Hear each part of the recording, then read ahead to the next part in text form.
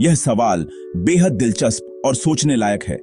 हिंदू वेद या इस्लामी हदीस, कौन सच्चा है? दोनों धर्मों के पास अपने अपने पवित्र ग्रंथ हैं। एक ओर वेद हैं जो सनातन धर्म की नींव माने जाते हैं, और दूसरी ओर हदीस हैं जो इस्लाम में पैगंबर मोहम्मद के जीवन और शिक्षाओं का संग्रह है। लेकिन आखिर इनमें से सच्चाई किसकी है? वेदों को श्रुति कहा गया है, यानी जिसे सुना गया न कि लिखा गया। हिंदू मान्यता के अनुसार वेद किसी मनुष्य ने नहीं बनाए, बल्कि स्वयं ब्रह्म ने ऋषियों के माध्यम से सुनाए। वेद 4 हैं: ऋग्वेद, यजुर्वेद, सामवेद और अथर्ववेद। इन ग्रंथों में प्रकृति, यज्ञ, ईश्वर, जीवन का रहस्य और आत्मा का ज्ञान मिलता है। वेदों में ईश्वर को एक कहा गया है। एकम सत विप्रा बहुधा वदंती, यानी सत्य एक है, बस ज्ञानी लोग उसे अलग अलग नामों से पुकारते हैं।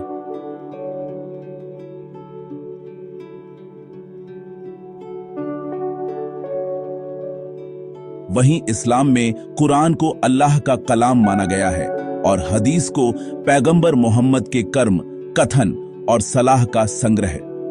हदीस इस्लाम की व्यावहारिक मार्गदर्शिका है जो बताती है कि कुरान को रोजमर्रा की जिंदगी में कैसे अपनाया जाए। सहीह बुखारी, सहीह मुस्लिम जैसी किताबें हदीस के भरोसेमंद स्रोत मानी जाती हैं। इस्लाम का भी यही संदेश है कि अल्लाह एक है और उसी की इबादत करनी चाहिए। अगर ध्यान से देखा जाए तो दोनों ग्रंथों में कई समान बातें मिलती हैं। दोनों में एक ईश्वर की बात की गई है। दोनों अच्छाई, सत्य और न्याय का संदेश देते हैं। दोनों यह सिखाते हैं कि मनुष्य को लोभ, घृणा और झूठ से दूर रहना चाहिए।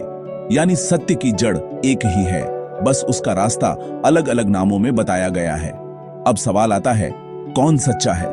दरअसल सच्चाई वो नहीं होती जो किताब में लिखी हो। सच्चाई वो होती है जो इंसान के दिल में उतर जाए। वेद हो या हदीस, दोनों का उद्देश्य इंसान को सच्चे रास्ते पर लाना है। अगर कोई वेद को मानकर अहंकार, नफरत और हिंसा करे तो वो वेद की भावना नहीं समझ पाया। अगर कोई हदीस को मानकर दूसरों से नफरत करे तो वो भी हदीस का मकसद नहीं जानता।